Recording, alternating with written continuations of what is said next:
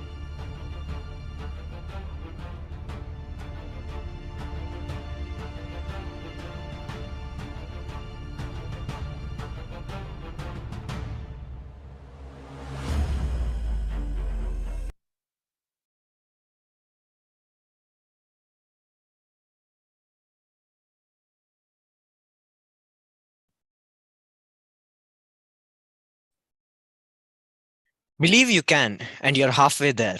Theodore Roosevelt. Good evening, one and all. It gives me immense pleasure to welcome you all for the Mega Career Guidance event Avenir 2022. Hashtag Discover You, hosted by Indian School Bowsher under the aegis of Board of Directors, Indian Schools in Oman. The welcome address will be followed by a brief introduction and a video on our eminent speaker.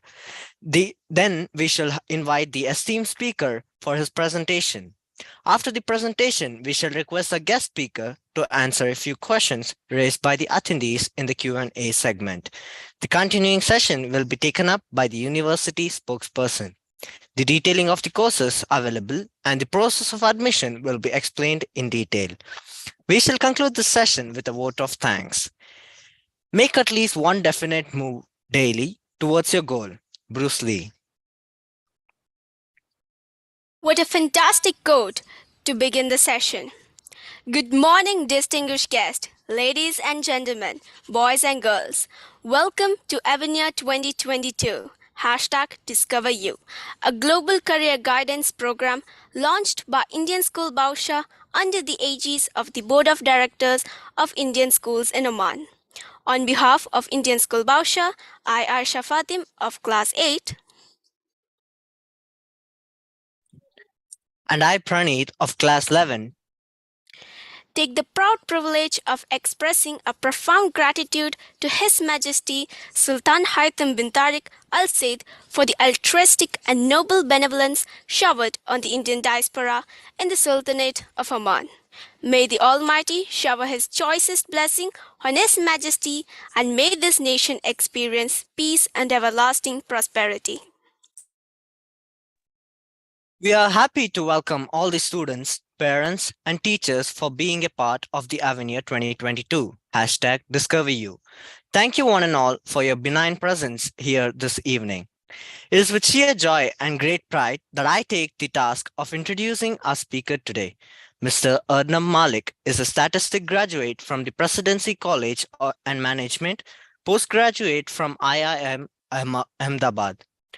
He has 27 years of experience in retail banking, insurance, stockbroking, and wealth management experience in key top leadership roles in Fortune 100 companies.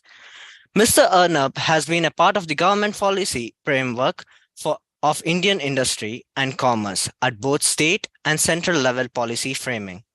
His contribution have benefited and impacted the Indian industry in many ways.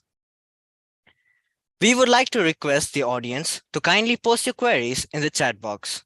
Ladies and gentlemen, boys and girls, please join me in welcoming our speaker, Mr. Arnab Mallik, on his topic Emotional Intelligence as a Building Block of Leadership. The platform is all yours, sir. Thank you so much for that introduction. I would like to share my screen.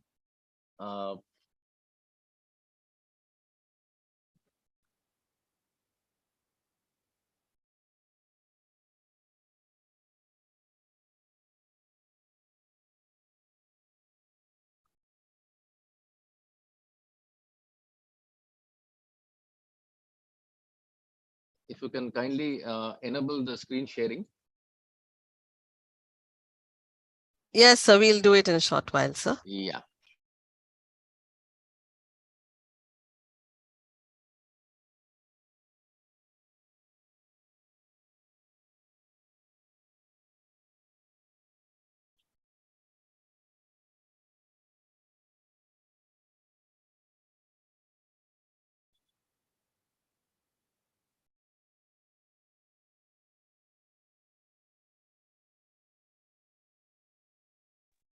So you're the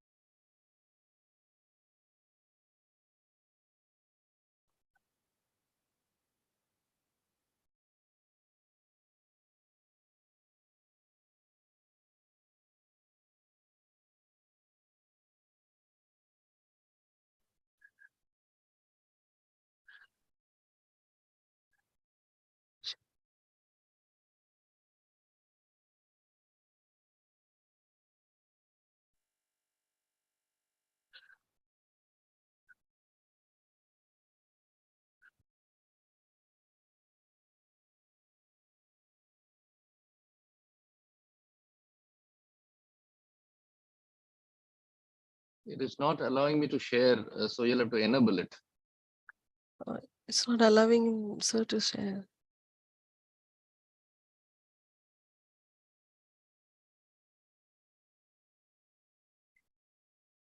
The share button is not enabled.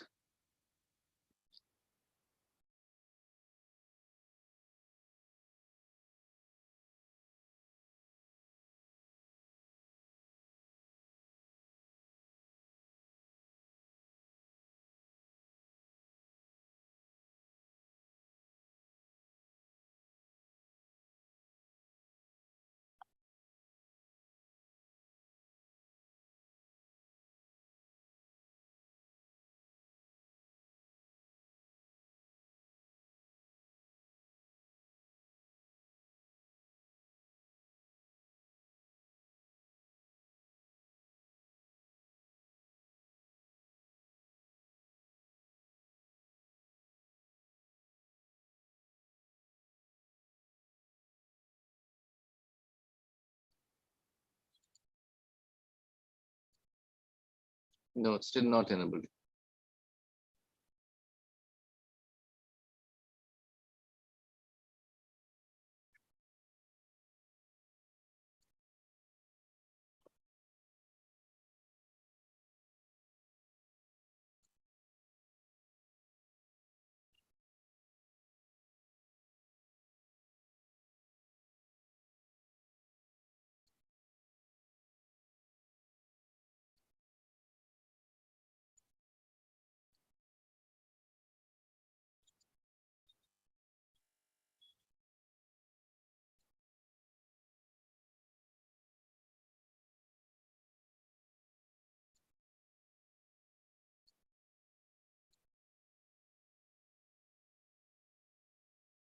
Can you see the screen?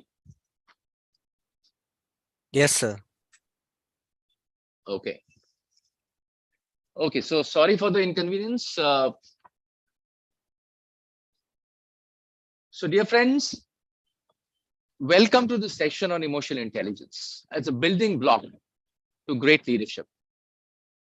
Now, what do you think is common amongst these great leaders? Do you feel it's their IQ? No, my dear friends. Only IQ cannot take you to that leadership position. You need something much, much more than IQ, which is called emotional intelligence. And we are going to talk about emotional intelligence today. And that emotional intelligence is what is common in all these global leaders. So many times we hear stories of people who are highly intelligent and highly skilled being promoted to a leadership role only to fail at the job. And we also hear stories of people with solid but not extraordinary intellectual ability and analytical skills getting promoted into a similar position and then doing exceptionally well. Why does this happen? This happens because IQ and technical skills are threshold skills. Friends, IQ and your technical skills can get you the job at an entry level, but it cannot create a leader out of you. As we go up the ladder, we need to execute our strategies. And all strategies are executed through people. Most of our time is spent in leading people. We have to communicate, we have to persuade, we have to listen, engage in dialogues, inspire and motivate people. And therefore, what we require is called emotional intelligence. So without emotional intelligence, a person can have the best training in the world, an incisive and analytical mind, and an endless supply of smart ideas, but still will not be a great leader. Research shows that 90% of the success of outstanding leaders is attributable to emotional intelligence, which is twice as important as intellectual intelligence or IQ. So, what is emotional intelligence? Emotional intelligence is the capacity to be aware of, control, and express one's emotions and to handle interpersonal relationships judiciously and empathetically. Now, what does that mean? It means that emotional intelligence is the understanding of how emotions rules us. What is it that we need to balance ourselves? Let's consider this, my friends. Have you ever heard employees citing technical skills and abilities as attributes of strong leaders? No. Instead, employees value leaders who listen to them, who are available, who involve them, make them feel like they belong, motivate and engage them. Leaders who make them feel valued and appreciated. And all these behaviors result from emotional intelligence. So let's get a little deeper into emotional intelligence. It is a process to become more attuned to both your head and your heart. Let's see how this works. We all know that emotions are generated in the mind. And mind travels on a pathway which connects the heart and the neural brain. As human beings, we always have to balance brain and heart while thinking and while taking decisions. In fact, most of the times, decisions which turns out to be charismatic or dynamic situational management, it rests its origin as intuitional decisions. We talk about gut feeling.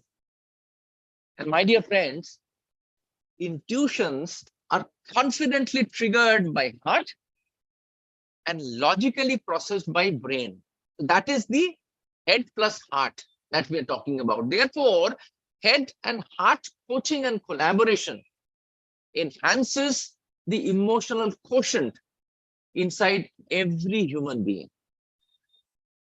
Let me give you a simple formula. Head plus heart is equal to emotional intelligence. So this balances intuition and logic, and it results in resilience. My dear friends, life will not be standard and simple all the time. You will face adversities. You will face tough times. And there you will require resilience. And emotional intelligence, right, gives you that resilience. Now, how does this entire emotional intelligence pans out in your life? At school, students need to be nurtured. And with emotional intelligence, they become more successful in learning and in life skills. Once they become big, they become leaders. Emotionally intelligent leaders, they enhance their ability to influence and engage teams. Because as leaders, we are always handling teams. What does this do to organizations? It allows the organizations to tap the human side of team performance. And as individuals, how does it help us? It creates more joy and satisfaction in our life and in our family. And finally, it builds empathy in us. Empathy is a very simple word, but it's very, very difficult to practice. And once empathy comes in, once you become an empathetic leader, you become effective. And then from effectiveness to greatness, you move by becoming compassionate. So let's go back to that slide which we showed earlier. Let us look at these leaders. Each one of them were compassionate.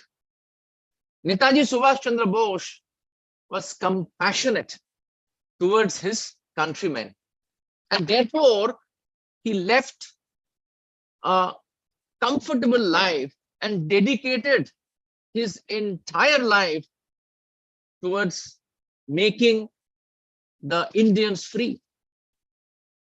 Nelson Mandela, he was compassionate towards the shades of grey, and his life was dedicated towards that. Mother Teresa, again, compassion on fellow human beings, dedicated her life to service. Steve Jobs, he was compassionate to all humans. So he dedicated his life in innovating technology so that he can make everyone's life better. Same with Mahatma Gandhi and Barack Obama. They dedicated their life towards peace. So this is what great leaders are all about. It is compassion, right? So moving from empathy to compassion makes leaders become great from effective. So that is the journey which each one of us need to understand. So the question is, how do we develop emotional intelligence? Now, there are three levels of emotional intelligence. The first level is the outer level, the systems awareness. We need to be aware of our environment.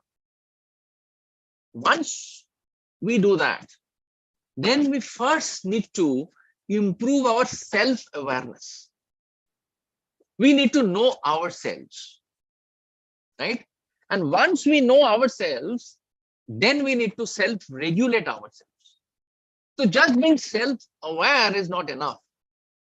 We need to add that element of self-regulation to empower us to manage ourselves. But just being self-aware and managing ourselves, regulating ourselves is not enough. We need to perform. And for performance, we need to be motivated. So therefore, self-awareness, self-regulation, and motivation, these three elements forms the first level of emotional intelligence, which is the inner level. Now, we are not individuals. We are social beings. We cannot work individually in isolation. We need to work with teams. We need to work with people because we are social beings and we can't achieve anything on a standalone basis. So we need to interact with people and get into relationships. So there we need two more elements. First, we need empathy. And second, we need social skills, which is the next level of emotional intelligence. So therefore, emotional intelligence comprises of 5 elements: self-awareness, leading to self-regulation, motivation, empathy, and social skills. So these 5 elements comprises emotional intelligence. And now let us spend a little time on each of these elements. First, we will talk about self-awareness. What does it mean? It means having a deep understanding of one's emotions, strengths, weaknesses, needs and drives, and how it affects self and others. So I need to understand my emotions. I need to understand what are my strengths, what are my weaknesses. I need to understand what drives me. And I also need to understand that how all these affects me and how it affects others who are interacting with me. Let me give you a simple example. Suppose we know that tough deadlines brings out the worst in us. It makes us anxious. Say, for example, I know that the exam date is coming near and that creates anxiety in me, or the project submission date is coming near and that creates anxiety in me. What I need to do? I need to plan my time carefully and finish my preparation for that exam or that project well in advance. That is what self-awareness does. It also extends our understanding of our values and goals. What are our values? What are our goals? What we want to achieve in life?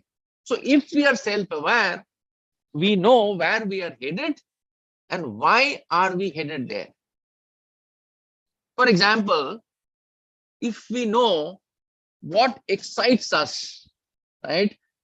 What we are passionate about, that will help us decide which education stream will suit us the most, or which career will give us what we want to achieve in our lives. So this is what self-awareness does to us. So we need to know ourselves. That is self-awareness. Now, once we do that, then we need to self-regulate ourselves. And what is that? Self-regulation is the ability to control or redirect disruptive impulses and moods. We can't be impulsive or we can't be moody. So it allows us to control our actions, which comes on an impulse or moods.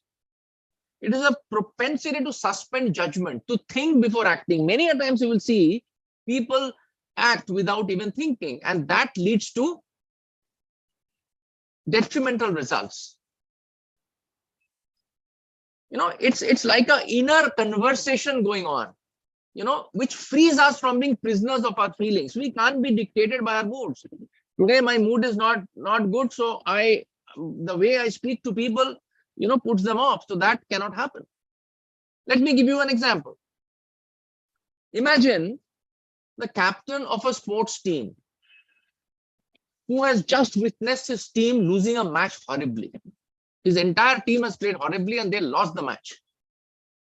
In the gloom that follows, the captain might find himself tempted to bang his fists on the table in anger or kick a chair in the dressing room. He could leap up, scream at his team members. He can maintain a grim silence, glaring at everybody, and then moving off. Now, that is not self-regulation. A captain who is self-regulated, who has the gift of self-regulation, you know what he will do? He will take a different approach.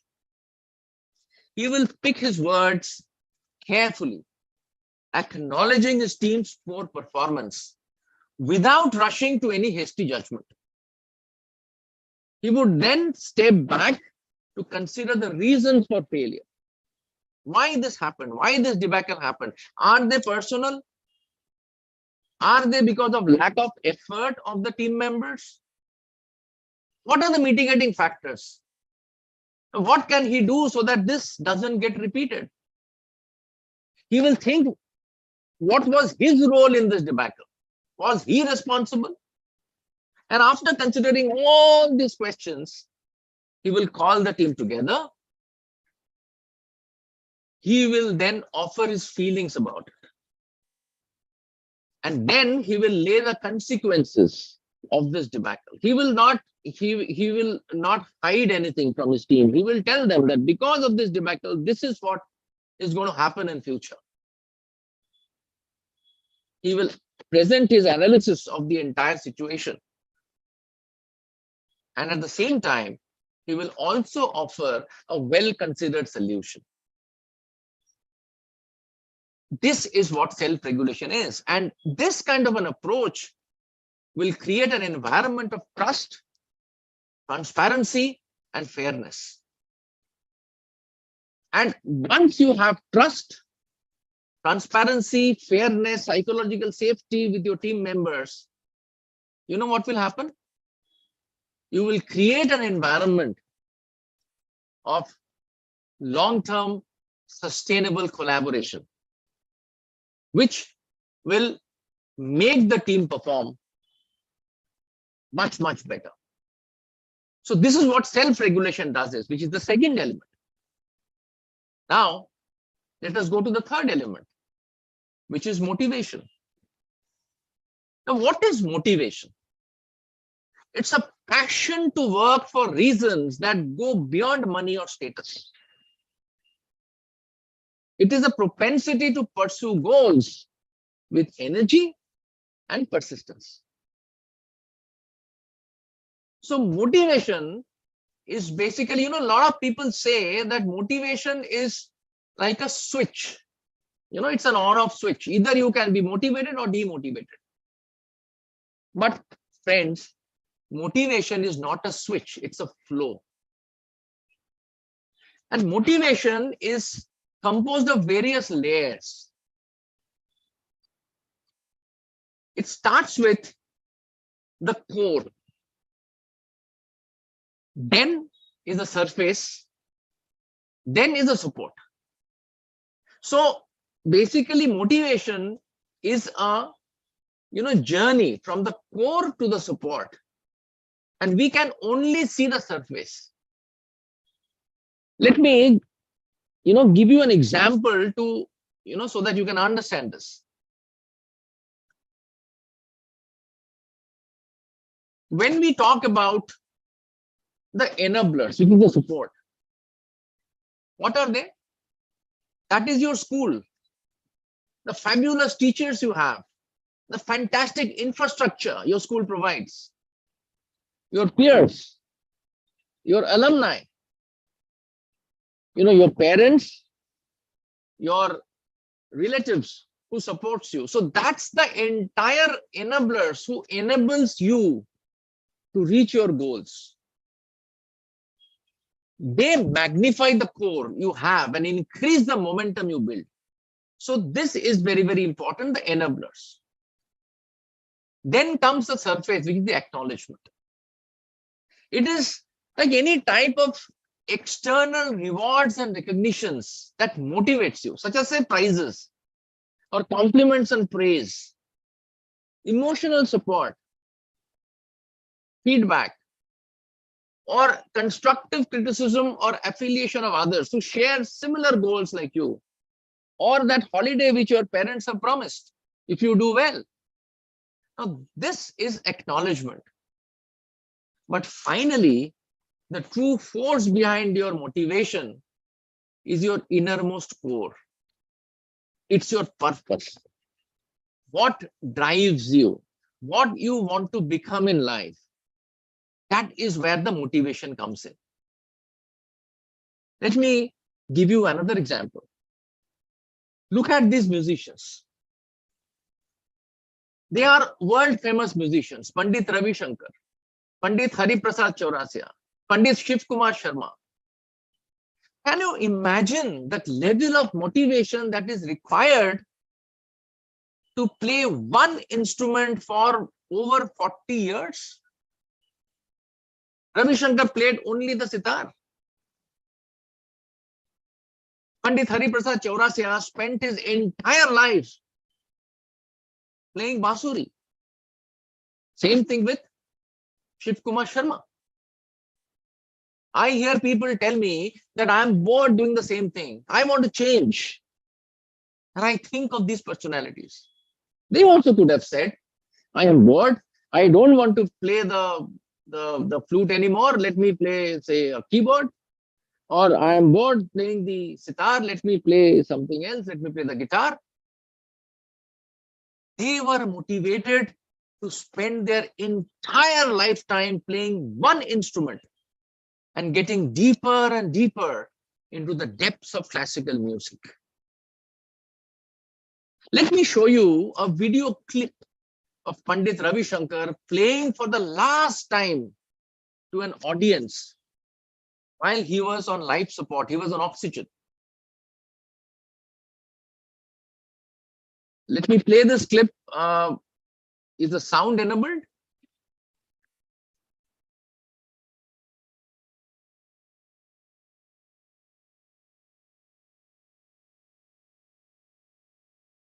Can you hear the sound? Yes, we can hear you playing. You can hear the sound? Okay, fine. I'll play it again. Yes, please say.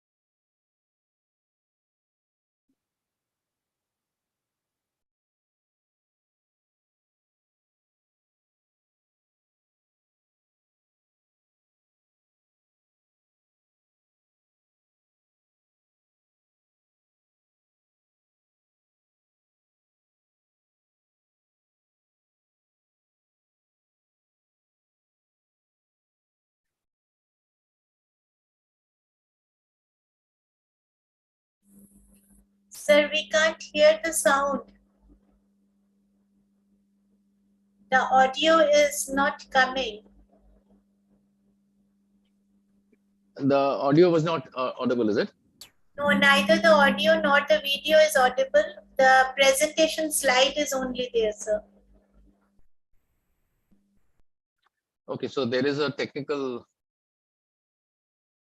issue. Anyway, doesn't matter. We'll continue. So the whole idea of this particular clip was that Pandit Ravi Shankar played for the last time once, knowing fully well that this could be his last concert. He was on oxygen and he played. So how much motivation, was there for this phenomenal musician that he performed such a feat? So motivation comes from the core and is driven by his passion and purpose. And the passion and purpose of all these great musicians were to enthrall the audience, entertain the audience, give peace to the audience. And that's where these people became such large personalities in our lives. Let's continue. The next element is empathy. What is empathy? It is thoughtfully considering others' feelings along with other factors in the process of making intelligent decisions. To put ourselves in others' shoes and try and see what they are going through, what they are feeling, where from they are coming. That is empathy. And this is very, very important for leaders, right, to become effective. Let me give you two examples to explain what is empathy. First example is of a company called Panera Bread. This is a story, dear friends. A 21-year-old college student named Brandon Cook visits his grandmother in the hospital. She is dying of cancer. She is craving soup, but hates the hospital food. Hospital food is very, very, very, very bad. So she wanted soup. And what she wanted was called clam chowder.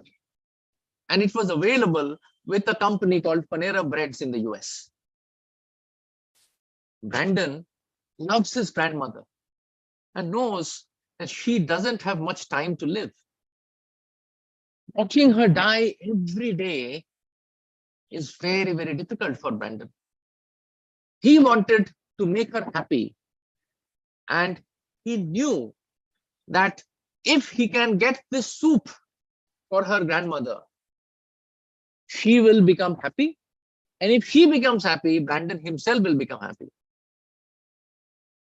Brandon probably hasn't eaten his grandmother's hospital food, but he can imagine how bad it was. And he always felt that she deserves better. And he wanted to give it to her. Now, Panera Bread only sells this particular soup, which is called the clam chowder, on Fridays. But today, the day Brandon's grandmother wanted the soup was not a Friday. But then he doesn't want to wait to get grandma what she craves because he isn't sure how long she has to live. Today is what matters. So he wanted to get the soup today itself. So what does he do? He calls up the local Panera Bread store and asks for the manager. He explains the situation and the manager listens quietly. The manager is touched by the love Brandon feels for his grandma. She can imagine what it feels like to know that you are about to lose someone who means so much to you and want to make them happy in the time that is left. Though today isn't a Friday, the manager decides to go out of her way to make the make that particular soup. She tells Brandon when he can come and pick it up. So imagine, this is the company. It is not supposed to make that soup on that particular day, but given the situation, the manager decides to make the soup. So when Brandon arrives at the Panera bread outlet in Nashua, New Hampshire, the soup is waiting for him. And along with it, the manager gives him a box of cookies. The manager doesn't know Brandon's grandmother, and she also doesn't know whether she likes cookies or not, but she knows how most people feel about cookies. So without being asked for cookies, she gives Brandon a bowl of soup and some cookies. She can imagine that a free and unexpected box of cookies will make Brandon's grandmother even happier than a cup of, on the wrong day, clam chowder or the soup. Brandon is so thankful to Panera for helping him deliver clam chowder to his dying grandmother. Not only did the manager go out of her way to make the soup for only one customer, she also gave him a box of cookies for free. Brandon imagines that it must have been an inconvenience to make a whole batch of soup on a day they hadn't planned to. He also imagines that giving away free cookies is in commonplace at Panera. He recognizes that the manager understood his situation and, more importantly, felt his pain. She not only wanted to fulfill his wish, but surprise him as well. Brandon understood that the manager must have really cared about him and about his grandma. Just imagine, we go and visit stores. Do we get this kind of reception from the stores? Brandon felt so moved by the kindness of Panera manager showed him and his family that he wanted to repay the favor. He wanted everyone, he wanted others to know what had transpired so that they could feel amazed and happy too. Brandon posted the Panera story on his Facebook account for all his friends to see.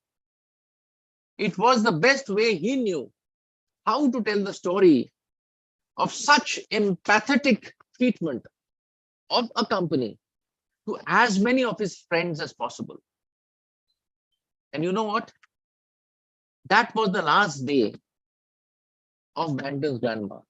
She was no more after that day. So if Panera hadn't supplied the soup, her grandmother wouldn't have been able to have that soup ever. Now, as it happened, Brandon's mom, Gail Cook, saw this wall post. She admired her son's initiative and deep care for his grandma, and was so impressed by the kindness and generosity of the manager at the local Panera that she decided that everyone in the nation should know the story. Gail reposted Brandon's wall post onto Panera Bread's fan page. And this was the fan page where Gail posted. The story spread like wildfire. Less than 2 weeks later, Brandon's wall, this particular post has been liked almost 750,000 times and has received 32,000 comments. Panera Bread became a household name due to this particular act, empathetic act of its manager. This is, dear friends, what empathy can do for an organization. Now let's see a reverse of this. Reverse of empathy is apathy. And this time the story is from United Airlines. This is the story of a girl. A Bay Area family goes through a parent's worst nightmare after dropping their 10-year-old child off at San Francisco airport for a flight to summer camp. This was the heading of the newspapers. This is the story of the way United Airlines treated this small girl aged 10 years. Let's hear the story. A 10-year-old girl named Phoebe Cleman is flying by herself on United Airlines from San Francisco to Grand Rapids with a layover in Chicago on her way to a summer camp. The summer camp was supposed to be at Grand Rapids. Now, there is no direct flight from San Francisco to Grand Rapids. So she will fly from San Francisco to Chicago, and then there will be a connecting flight from Chicago to Grand Rapids. She lands at Chicago and has plenty of time to make her connecting flight. But once she is in Chicago, no one greets her at the arrival gate. She isn't sure what she's supposed to do or where she's supposed to go. She's a child of 10 years, and Chicago airport is a huge airport. So waits for someone to find her, scared and vulnerable. Imagine a 10-year-old kid in a large airport with nobody coming and approaching her. He eventually approaches the agents at the gate counter to ask for help finding her the next flight. But he there also is told to wait. The gate agents are busy helping other customers and ignore a 10-year-old girl who is traveling alone. She doesn't have a cell phone. So she asks her agents if she can use their phone to call home. You know what? They again tell her she has to wait. They make her wait so long that she misses her connecting flight to Grand Rapids. Imagine a 10-year-old stranded at the Chicago airport and nowhere to get help from. When she gets an agent's attention, she asks if they can call the camp to make sure they know that she missed the flight and it's safe in Chicago. The agent says they will call, but they never do. They don't offer to call her parents. They don't help her get to the next flight to Grand Rapids. They don't ask her if she's hungry or thirsty or needs to use the bathroom. Nothing happens to her. No one helps her at all. In the meanwhile, the flight lands in Grand Rapids and the camp folks are there to pick Phoebe up. When she doesn't get off the flight, they start worrying. Where is this small kid? They had not been notified of any change in plans. They call Phoebe's parents and ask for an update. This is the moment when Phoebe's parents learn that she is missing. 3 hours after she had landed in Chicago. Imagine what they must be going through. Their 10-year-only child is missing without any information. They immediately call United Airlines in search of their daughter. Phoebe's mother reaches a customer service rep in India who checks the manifest and says that Phoebe must still be in Chicago. And she adds that I'm sure she's fine. Just imagine this is happening in US. Call center is in India. So the call gets transferred to India. And the call center person neither attempts to contact anyone in Chicago airport to find Phoebe, nor apologizes in any way. When the rep offers no solution, Phoebe's mom asks to speak to her supervisor. She is then put on hold for 40 minutes before the supervisor takes the call. I'm sure many of us have gone through such experiences of holding on for minutes together. Meanwhile, Phoebe's father is also on the phone with United Airlines. because he has a premier status on United's Mileage Plus program.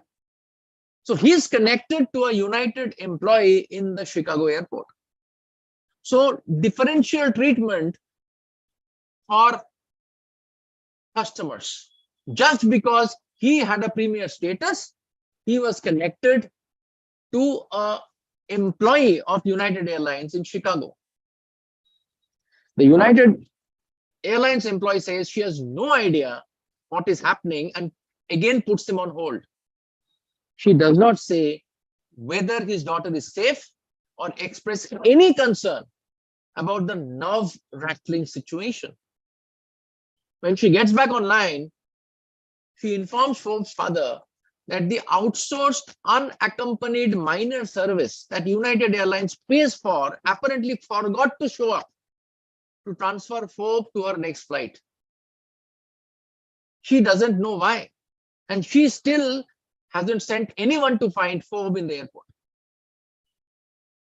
Now, Forbes' parents were never told either verbally or in writing that accompanied minors are not escorted by United Airlines employees, but rather they use a third-party vendor. Just imagine the situation. At this point, they're completely shocked about their 10-year-old who has been abandoned and that no one has made any effort to locate her or comfort them. They're completely helpless. Forbes' dad asks for United employee if she can please go and find his daughter. The United employee's response was, "My shift is over. I can't help." Imagine this father sitting in San Francisco, speaking to somebody in Chicago. The daughter is missing in Chicago, and that person says, "My shift is over. I can't help you." Forbes' daughter pleads with the United employee, asking if she herself is a mother. See what emotions does. The United employee says, yes, she is. Forbes' dad asks what she would do if her daughter was missing. This is what people misses out. What if this happens to me? How I would have reacted? The United employee says she understands and she will try to help. She puts him on hold for 15 minutes while she tracks down whomever in the airport is in contact with Forbes. Eventually, they get her on the phone and are assured that she's okay. Forbes makes it to the Grand Rapids on a later flight, and her camp picks her without any incident.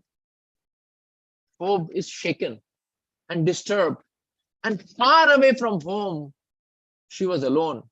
But you know what? She has grown up a little bit faster after seeing the mass incompetence of dispassionate adults. This, my dear friends, is the opposite of empathy, which is apathy. We need to be empathetic while we are doing a job. We need to feel how our customers are feeling.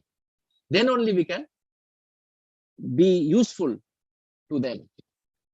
And now we come to the last element, which is social skill. Social skill is friendliness with a purpose, moving people in a desired direction. And this skill makes leaders adept at managing teams, being persuasive, and being collaborative. So it is, socially skilled people, they tend to have a wide circle of acquaintances, and they have a knack of finding a common ground with people of all kinds, a knack of building rapport. Because unless you build rapport, you cannot make your team work. So social skill is a culmination of other dimensions of emotional intelligence, and therefore socially skilled people, they're adept at managing teams. That's their empathy at work. Likewise, they are expert persuaders, a manifestation of self-awareness, self-regulation, and empathy combined. So all the other 4 elements which we spoke about, that allows you to become socially skillful. Given these skills, good persuaders know when to make an emotional plea. For instance, and when an appeal to reason will work better. Emotional plea worked for Forbes' father. He said that, are you a mother? So that was emotion acting. Reasons wouldn't have act there. So that is the social skill which he possessed. So such people are excellent collaborators given they motivate others. Their passion for the work spreads to others and they are driven to find solutions.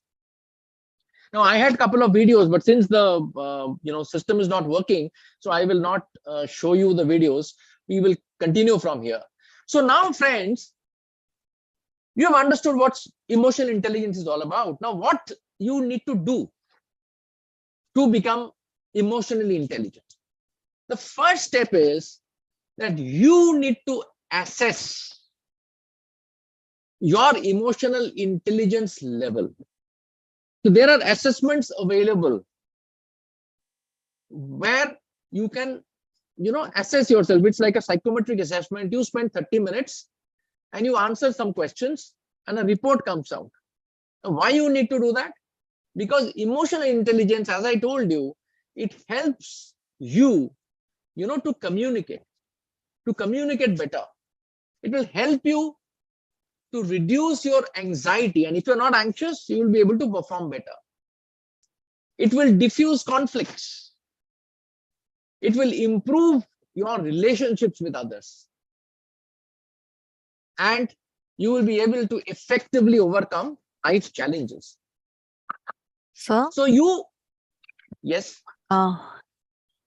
We are running short of time, so could you please go a little I'll fast so that. I'll just take another 4-5 minutes. That's it. Okay, sir. Thank you. Yeah. So this assessment needs to be done. So once you assess, you will get your scales, your intrapersonal awareness scale, your interpersonal awareness scale, your intrapersonal management scale, and your interpersonal management scale. And you will get an overall number that this is your emotional intelligence, this is your emotional quotient. For example, in this particular case, this particular person, his emotional quotient is 46. So he needs to work on his emotional intelligence. Now, this is the first step. So you have to first know your emotional quotient. Once you know your emotional quotient, then you have to develop your emotional intelligence. Now, how will you develop? So awareness, who am I and what are my potential areas of development? So emotional self-awareness. Then comes your social awareness. How can I transcend my perspective so that I can understand and value others? So once you are aware, then you will start acting. So how can I self-regulate my emotion so I can be right and I can be effective? And how do I build teams and create constructive work relationships? So this is how you have to develop your emotional intelligence.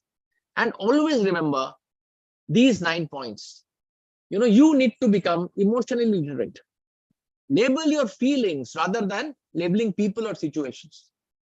You need to distinguish between your thoughts and your feelings. Take more responsibility for your feelings. Use your feelings to help make decisions. Use feelings to set and achieve your goals. You feel energized. Do not feel angry. Because if you are angry, then you will not be able to achieve your goals. Use feelings to help show respect for others. Once you show respect for others, others will respect you. And finally, validate other people's feelings. Avoid people who invalidate you. So once you do this, you are on the right path to develop your emotional intelligence. Thank you so much.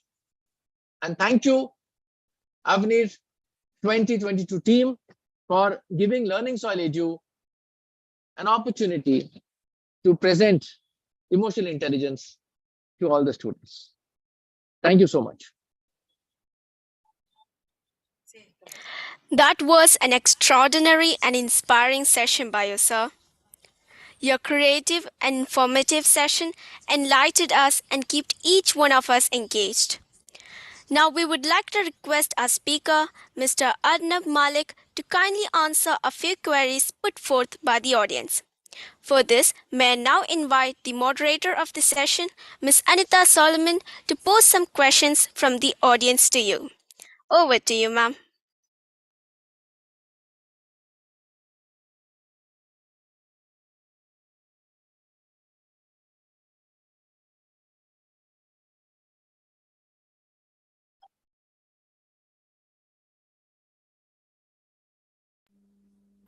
Ma'am, you need to unmute yourself. We can't hear you. Thank you very much, sir, for your amazing and educative session on emotional intelligence. Thank you so much. There's one or two questions from the students that we would like you to answer. How do we assess our emotional intelligence? Like I said, there are assessments available. So, at Learning Soil Edu, we have an assessment where it's like a MCQ questions, about 30 minutes online.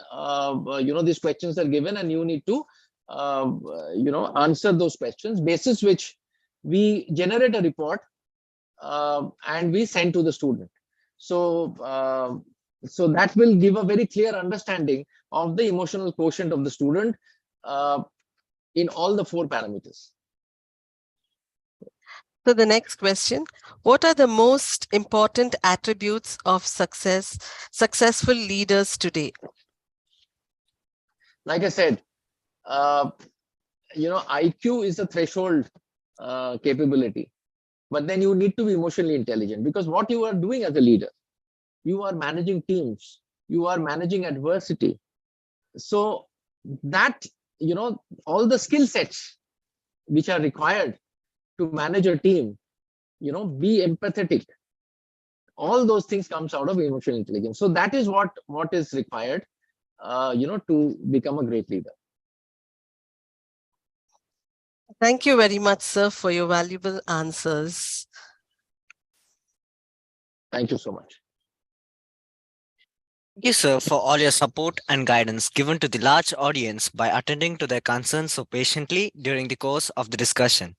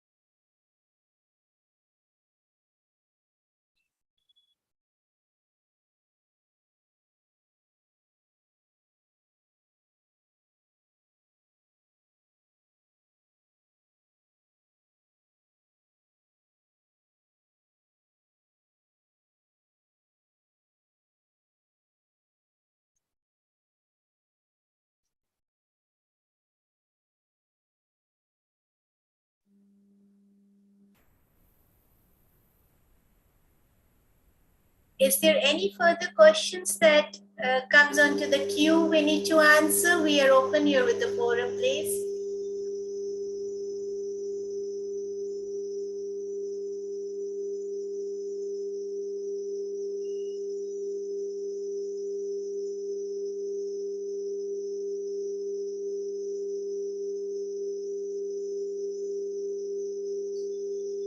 No, I don't think there are any further questions. So, Dear competitor, should we close the session or is there any other questions in wait?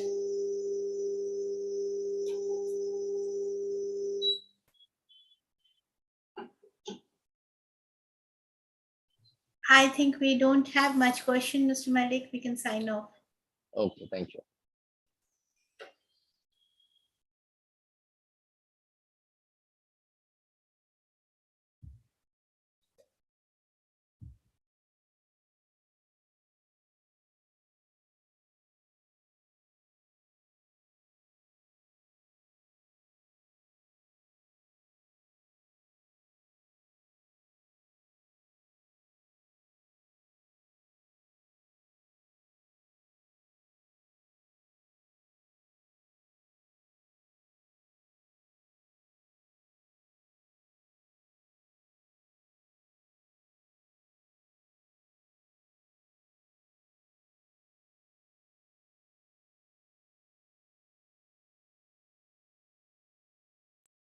It's time for us to move on to the second part of the session, the time to meet the university spokesperson. Mr. Ashok Rajaram is a chartered accountant and a cost management accountant with 30 years of global experience in finance and accounting, strategy, mergers and acquisitions, IT/ERP solutioning and implementation. His industry experience span across manufacturing, IT/ITES, outsourcing retail, financial services, and hospitality. Currently taken the role as a director and academician at Grey Matter Academics, a professional and corporate academic institution offering multiple finance professional courses through scientifically designed methodologies that are on par with global standards, which cater the niche category of international certification. The university video.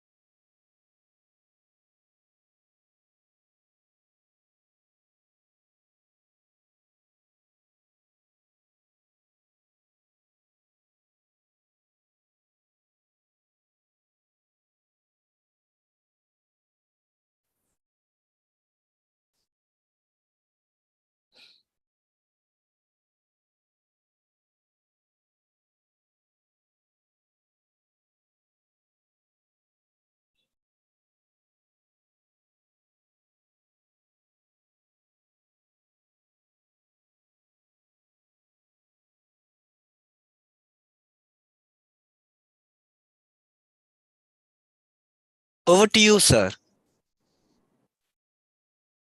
Okay. Hi, good evening, everyone. I first would like to thank the Indian School Bausha and the board of directors and also the management team, including the Avenir 2022 organizers and coordinators and the committee who has been doing a wonderful job over the last couple of days in organizing and providing us a wonderful platform to interact with young students who are aspiring to become a professionally qualified, in their academic career and looking forward to establish themselves in the way forward life. With that thanking note, I would want to set the context for this evening. In my next few minutes, I just would want to set the context before I even share my screen. It will have two components. One is primarily to provide some sort of an insight to all the students who are even from 9th, 10th, or even 11th and 12th grade, more specific to the arts and science, or probably the commerce related professional education, or even the guidance for students to select their professional courses beyond their school education after the 12th grade. And that would be the first primary about 10 to 15 minutes of time where I would want to share our knowledge on that, which would be very useful and helpful for students to make a very, very important decision at this point of time. And the later part, I would be speaking more about what is Grey Matter Academics and what do we do currently, and also over the last 11 plus years is something that we will be able to kind of share. So that's going to be predominantly the session for this evening, and finally we would be opening it up for question and answers for the students to interact. So as I said, let me open up. Let me share, my screen.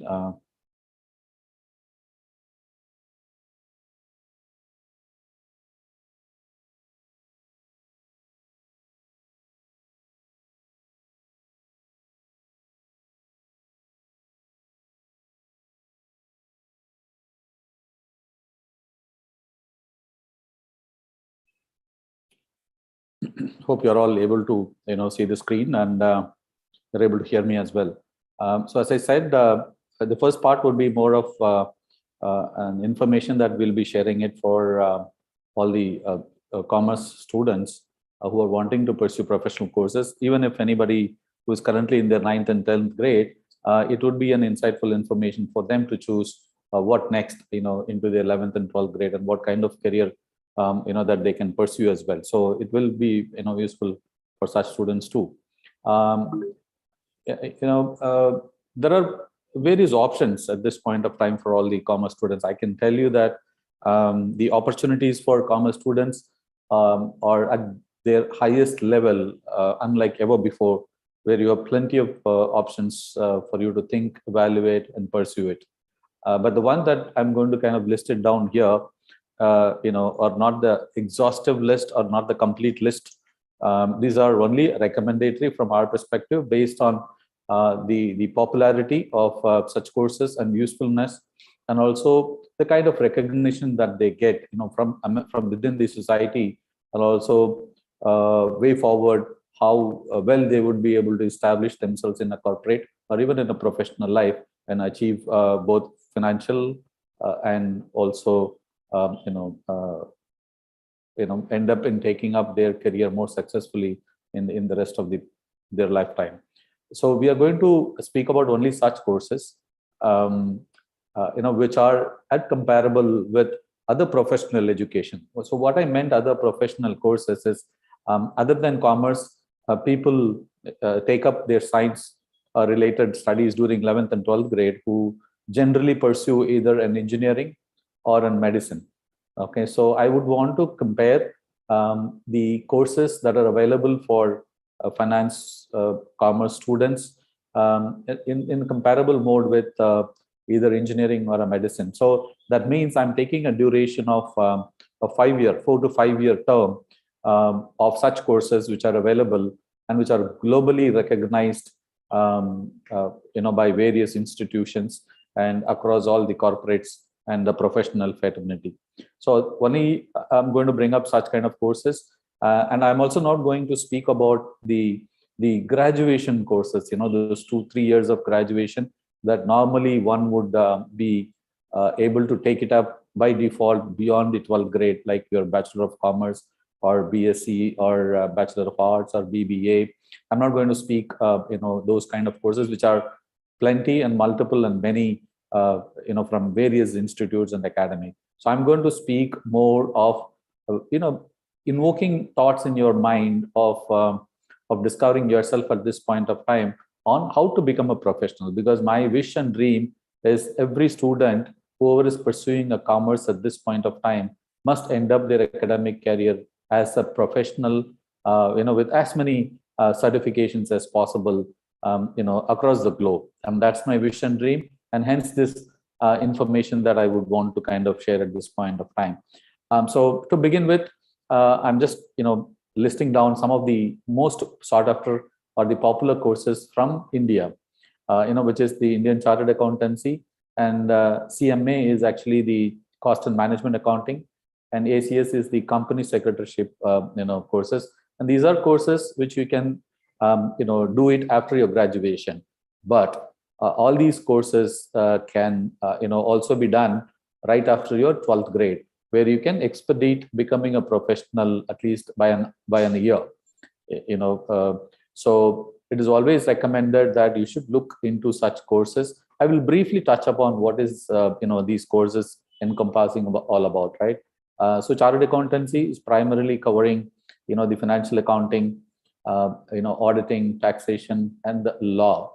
It's a primary coverage, and people who pursue these courses are the ones, who tend to become either a professional by themselves practicing, and they become the practicing chartered accountant who eventually expresses their opinion on various financial statements of large companies and various companies. And they have a responsibility of ensuring the governance is all met from various statutes and laws that are governing a particular country or a particular region. So that becomes their sole responsibility, and hence it is very, very socially recognized and very well respected profession. Of course, it is highly remunerative as well, and that's probably the most sought after course from the Indian Institute. And CMA, which focuses more on the cost and management accounting part, and CS is more on various statutes that are governing the corporate bodies within the country as well. So all these three courses are distinct in its own way, focuses on very specialized areas and subjects, but the future is very, very bright for any of these courses, right? And the format of all these three courses would remain the same. It has 3 levels. If any student who want to pursue any of these professional courses after the 12th grade, they must go through 3 levels. The initial level is called foundation, which is more of an entry level, where they may have to take up 4 papers, 4 subjects.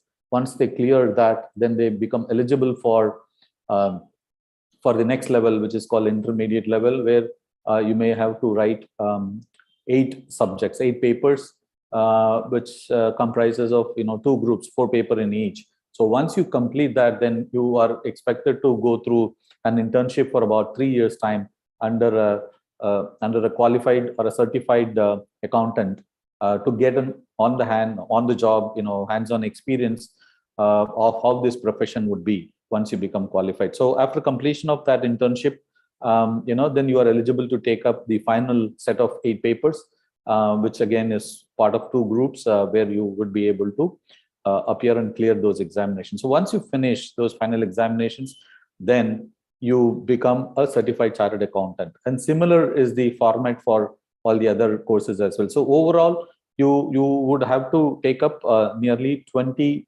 examination papers at various 3 levels, including the internship. The time period of internship varies depending on the respective courses that you would be taking up. So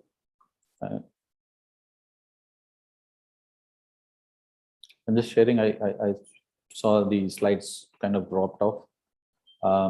So you would be kind of choosing the respective professional courses, and you would have to go through very similar sort of format. So these 3 are more from the Indian institutes, which are very popular. Okay, and all these 3 institutes comes under the direct control of Parliament, and through the Ministry of Corporate Affairs. And the next one that I'm going to talk about is an international certifications from the United Kingdom, UK. The most popular ones are ACCA and CIMA. ACCA is actually Association of Certified Chartered Accountants, which is again very widely recognized. And I would say probably about 170 plus countries recognize these professional qualifications.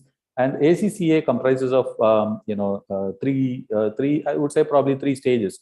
One is the initial one is that knowledge level, which comprises of 3 papers, and skill level has got about 6 papers to complete it, and the final level, which is a professional level paper, which comprises of 4 papers, for a student to kind of complete to get a certification from the institute and to become a certified ACCA professional. If you have an interest to pursue this as a profession, if you want to practice as a ACCA, then you might end up completing practical work experience of 3 years, post which you would be awarded with the certification to practice as well. So this is very similar to the chartered accountancy in India, but the country is different and probably the recognition is different. It takes about overall to complete 13 papers, and might take anywhere between 3 years approximate for someone to qualify under a normal situation. So that is about ACCA. And CIMA is actually the Chartered Institute of Management Accounting, which is also based out of UK. which is also very, very, widely recognized, about 170 countries, very popular. So this course primarily talks about, or, trains students to gain more knowledge and strength around their strategic business, skills, and also more into the management skills as well, actually. So this certification again comprises of 4 levels. Certificate level, which talks more about business accounting. There are about 4 papers at that level. And then, there is an operational level, the next level, which comprises of 3 papers, which is more heavily around management accounting. And then the third level is actually the management level, which has more of advanced management accounting subjects covered in that phase. And the final one is the strategic level, which is also having 3 more papers. So once somebody completes overall these 13 papers, then they become a certified member of this institute as well.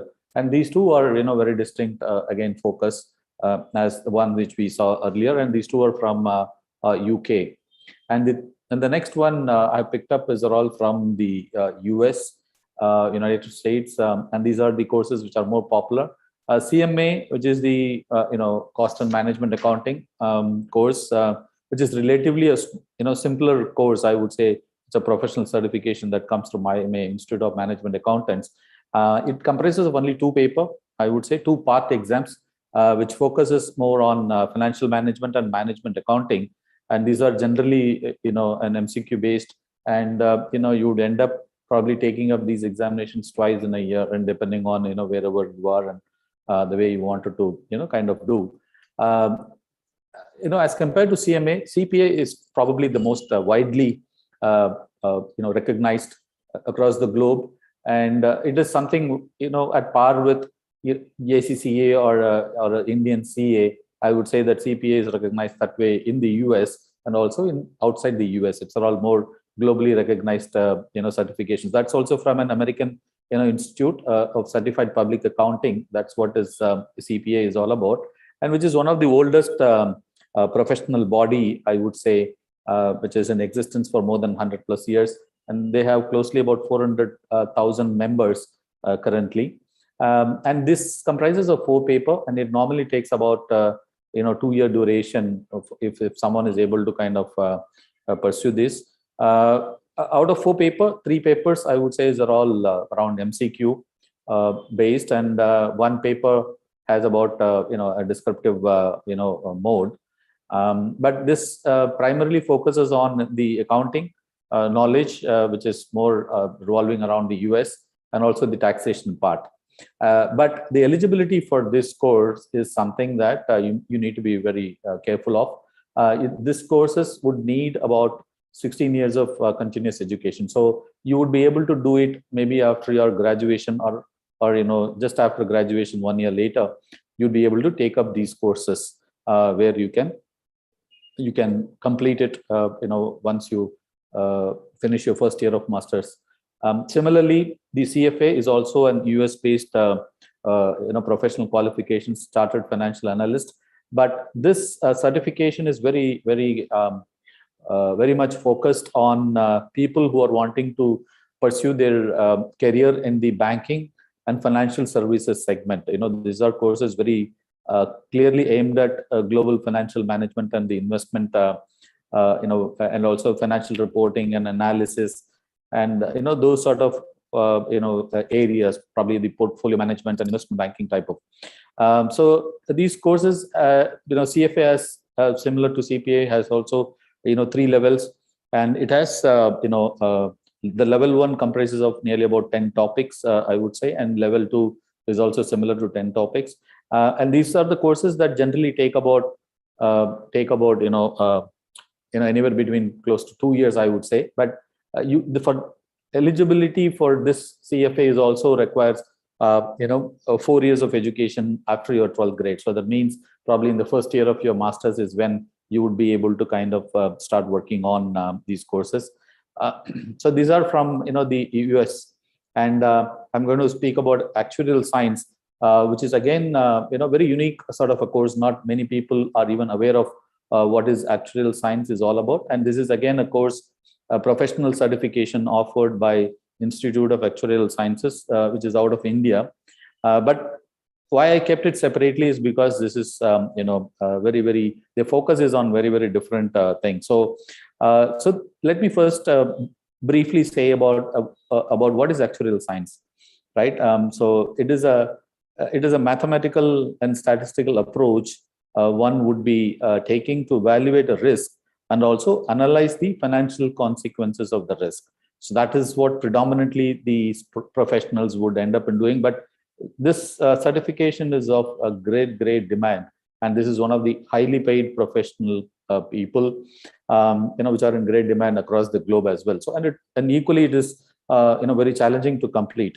People do require quite a lot of effort to complete these courses, and this again comprises of the similar 4 levels of preparations: core, technical, and core applications, and similarly specialization on technical and specialization on applications as well.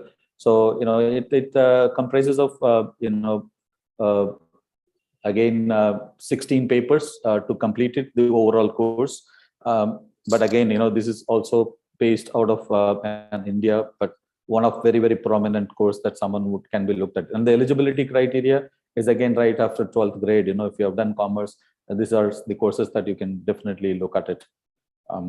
But so far, all I've spoken about, the various professional courses available for commerce, either from India or UK or from US. Then I'm switching over to outside, the finance professional courses, where a commerce student can still look at it, is integrated law. So a lot of people look at law as an option at this time.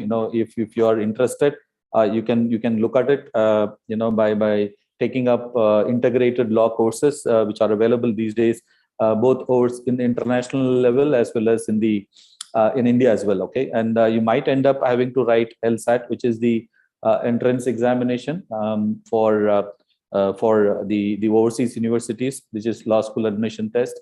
And if you are looking at taking up this kind of integrated law courses in India, you might end up having to prepare for CLAT, which is common law admission test as well. So a lot of good universities that are offering these 5-year courses, which allows you to complete a graduation in the initial 3 years, and also specialization on the law that can be taken up at later part of the 2 years within the integrated program.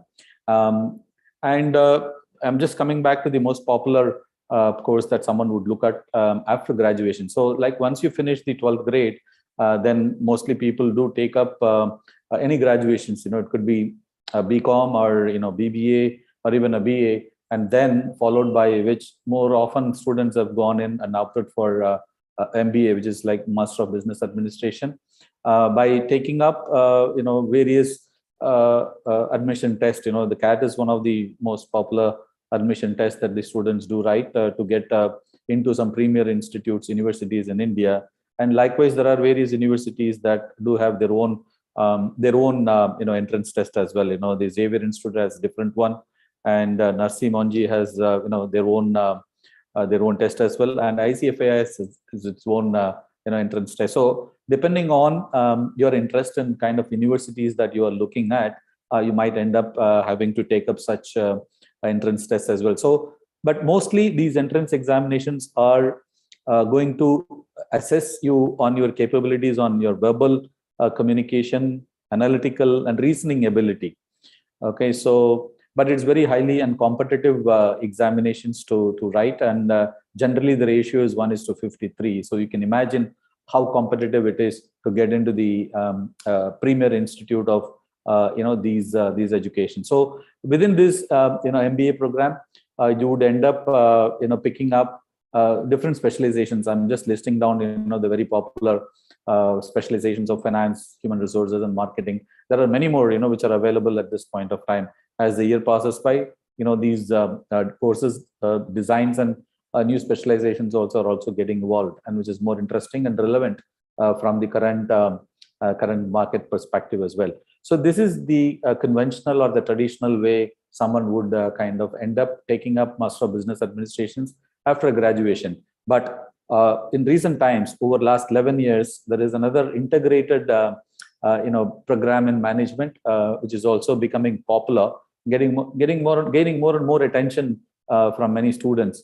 But currently, this course is being offered only by an institute, IIM in the Indo, and this course primarily takes about 5 years. I mean, this program was introduced in 2011. So over the last 11 years, Indore has been offering this integrated course. So this course, within the 5 years, the initial 3 years, a student will be focusing more on taking up a graduation. It can be on any specializations, but broadly under 3 stream, either maths, physics, maths, stats and economics, or psychology, sociology and political science, or humanities, literature or any fine art. So these are the 3 broad streams in which your initial 3 years of graduation will go through, and the later part of 2 years will cover up the regular MBA program, which all other IIMs do offer.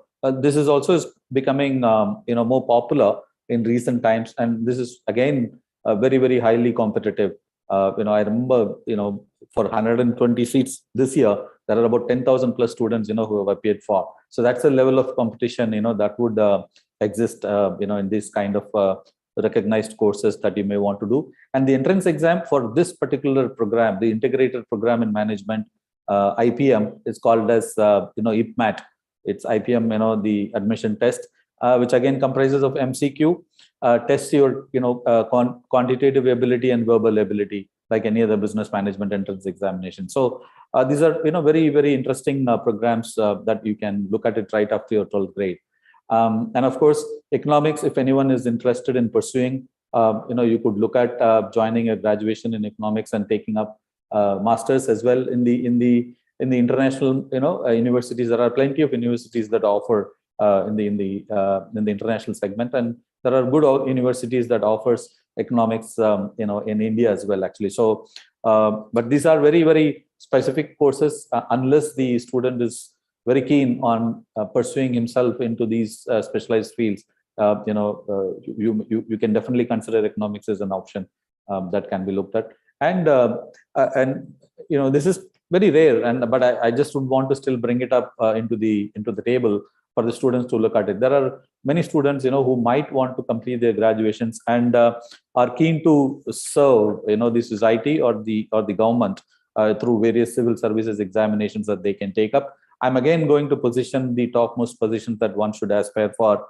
is an entrance exam, which is the UPSC, the Union Public Service Commission exams that are conducted every year in the month of August, where people who could kind of complete and clear, and they eventually can take up the most prestigious and powerful positions such as IAS, collectors, and IPS, IFS, and IRS kind of positions. It could be a very, very interesting and wonderful opportunities for people to hold such positions and eventually become serving the nation and the society at large.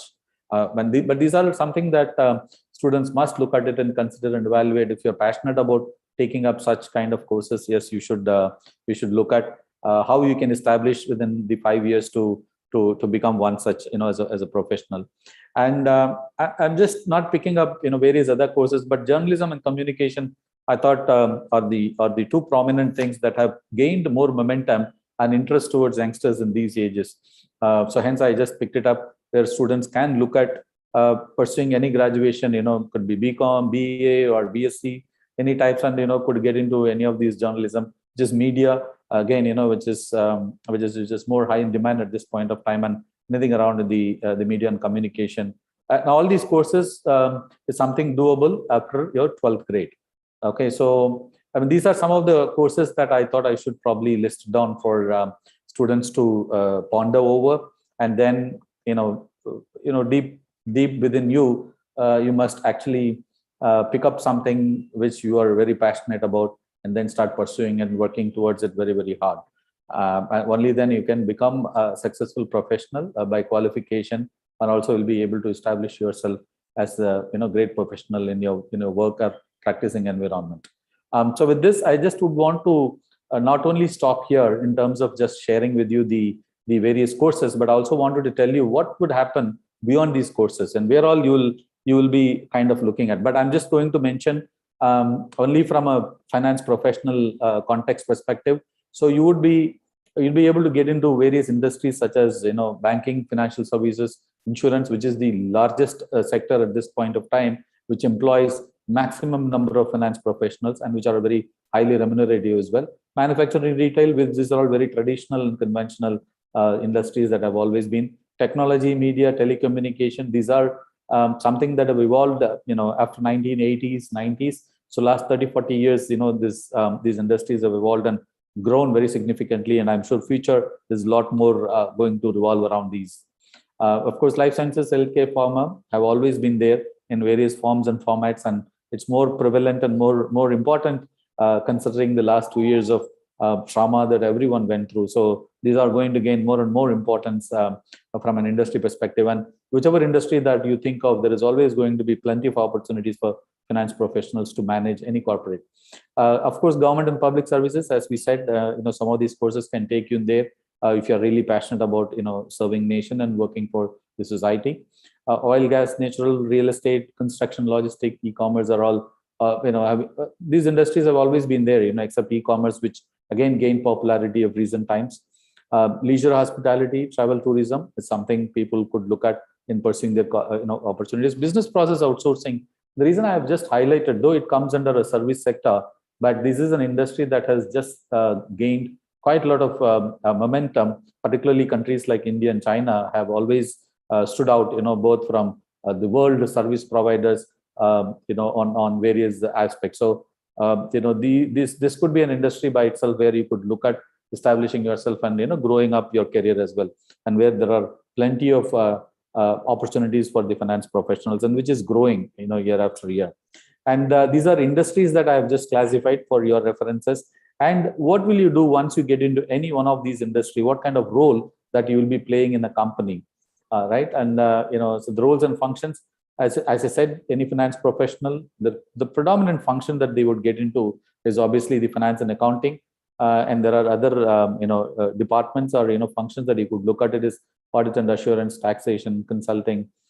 So the reason why I said consulting is these finance professionals, with their immense knowledge, they become an independent advisor by themselves, where they will be able to offer solutions to the business problems and business challenges at any given point of time, because they gain so much of knowledge across various industries, and they are in a position to offer a good solution to a business problem. And of course, technology, finance is combined, is completely integrated with technology these days. So a finance professional will be in a position to guide and take the organizations, into technological advancements, thereby, bring in more efficiency and controls into the corporate world as well. So, so the roles that a finance person could, eventually play, these are some of the conventional roles, in the yesteryears, where a finance professional was performing as an accountant to begin with, and then they grow up in the ladder and become a finance manager or a controller or a chief accounting officer or a CFO eventually. And these were the times that where people could reach as high as CFO, but those days are gone, and there are a lot of roles for finance professionals that are evolving, where they get very actively involved into the business side of it, the business finance roles, and risk and advisory in consultative roles. And they become a lot of subject matter experts, and basically they become specialized in their own domain, and they become an expert in offering various solutions and services. So these are the various roles that a finance professional can visualize and imagine. So I want each one of you to look into various possibilities that you can consider while pursuing your career, and also how it can take you beyond your academic career and gets into your professional life as well. And that is the first part that I was talking about, of giving some of the information that may be very useful to you at this point of time, when you are looking at what is next for you, in this the 12th grade or 11th and 12th grade, situation, which is very, very critical, and you are going to make a very vital and important decision. Your life turning moment would happen from now on until you finish and choose a career option for yourself. So with this, I would want to move on to speaking about what we are, as Greymatter Academy, and and And so we are an academy. We are based out of India.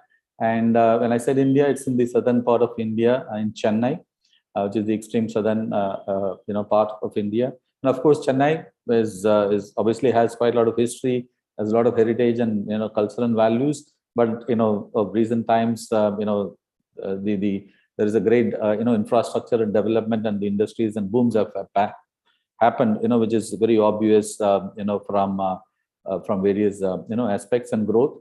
And of course, I'm just showing some of these, the airport, which is an international airport. And the most attractive part, have always been for many years is, Chennai has the longest beach, the second largest beach in the Asian world. So that's a location that we are based out.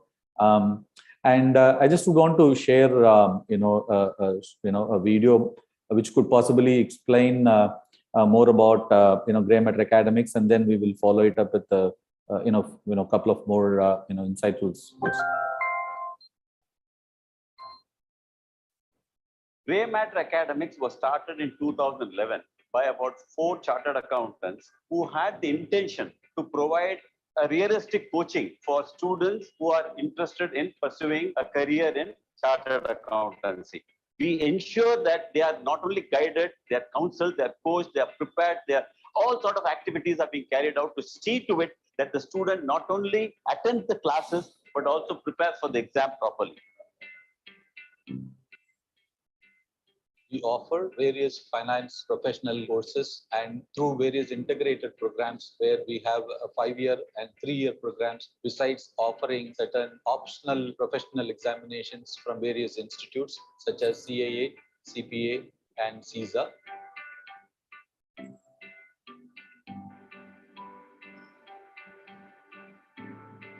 It is not only about the academic accomplishment the student will have. The student will have the confidence to take up the job which they are very confident in handling. So what it makes also is they become reasonably industry ready on the employability side.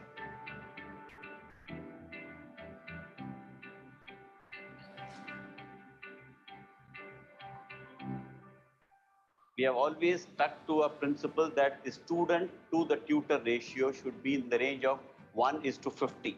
Since GMA is highly selective with their entry of students, the batch size is also very limited, and this ensures personal care and attention provided to each student.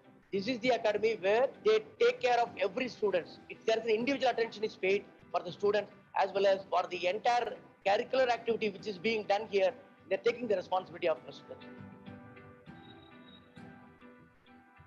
We offer them the best food possible that is made available to them, so that they are able to continue this 3-year and 5-year program uninterrupted due to any mental and physical illness. When it comes to accommodation, the accommodations are typically 2-bedroom flat or a 3-bedroom flat. And these accommodations are very close to our academy. And these accommodations that we provide are fully furnished. We provide them cot, mattresses, refrigerators, micro oven, and also fully automated washing machines. Other support needs like doctor assistance or airport pickup and drop for the students when they're coming here for the first time are also provided here from us. Gray Matter Academics provides a safe environment or a platform for every student to test and try themselves with all their professional learning that they have at this moment. And they are out from a cocoon before they are entering into the real world. At GMA, where every student matters, every moment counts.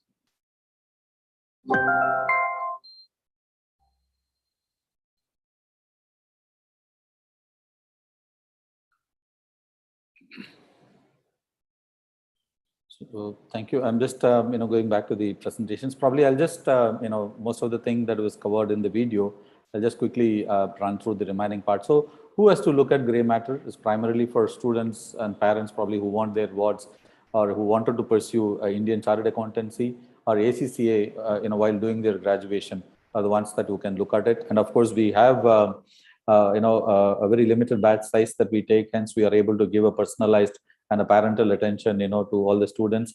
with the complete residential care and programs. And what do we offer primarily? The 5-year integrated, the courses, which is called as Fintegrated, which comprises of, Indian Chartered Accountancy, BCom, and in the 5th year, there is an option for them to take up ACCA or CAE or CISA. So any one of these courses that they can take up. But there is a 3-year, course which is called as FINACA, which comprises of ACCA. The entire 13 papers in ACCA plus a Bachelor of Commerce is kind of offered. And these two are the prominent, 2 courses, integrated programs that we offer to the students. And of course, these curriculums will always include with the webinars and people from the industry coming and sharing their experiences as well. And also we ensure that the students do gain relevant skills, which makes them more employable as well. I'll just kind of skip through in the interest of time that, but the key points here is actually we say that, we have a very, very limited batch size. Our tutor, to student ratio is 1:50. And, we have a very, very close monitoring and mentoring by the tutors themselves in ensuring that the students are given a complete attention. And we are pride enough, to kind of say that we want the student right from the time of their enrollment until their completion, and not just merely after our classes have been delivered. So we take a complete ownership. And of course, the eligibility part, this is something that, which we will kind of take it up. The hostel arrangements, something we covered, part of our video. And this is just a glimpse of where all our, students who have been through our academy have been placed. As you can see, all these multinationals and the big 4 audit firms are some of classic examples. And these are the pictures that I'm just sharing it from our recent orientation. And this is the kind of contact detail information if anyone would want to approach for any further guidance and assistance, or you could kind of route it through the Indian School voucher for reaching us out on any need. But I just would want to open up if there are any question or if any clarification, you could reach out us through the school, or you could reach us out through any of these contacts that have been shared. I'm just opening it up for any Q&A at this point of time. Thank you very much for the informative session, sir. We do have a few questions which will be answered later on. As we draw to the end of this enriching session, I deem it my pride privilege to process the vote of thanks. We extend our heartfelt thanks to our eminent speaker, Mr. Arnab Mallik, for all his words of motivation. Thank you, sir. We express our gratitude for the spokesperson, Mr. Ashok Rajaram, for sharing us details and giving us an overview of the career guidance. Thank you, sir. A deeper sense of appreciation and gratitude to Chairman Dr. Sivakumar Manikyam and the members on the Board of Directors, Indian Schools in Oman. Our heartfelt thanks to the President, Mr. Ajay Poyara, and the members of the Indian Schools Baushas School Management Committee and the Principal of the school, Dr. Bhavesh Balarao. Today is your opportunity to build the tomorrow you want. With these uplifting words, I, Arsha, and I, Praneeth, wish you all a glorious day ahead. General reminder to fill in the feedback form. Every attendee who submits the feedback form will receive a digital certificate. See you in the next session. Stay tuned and stay safe.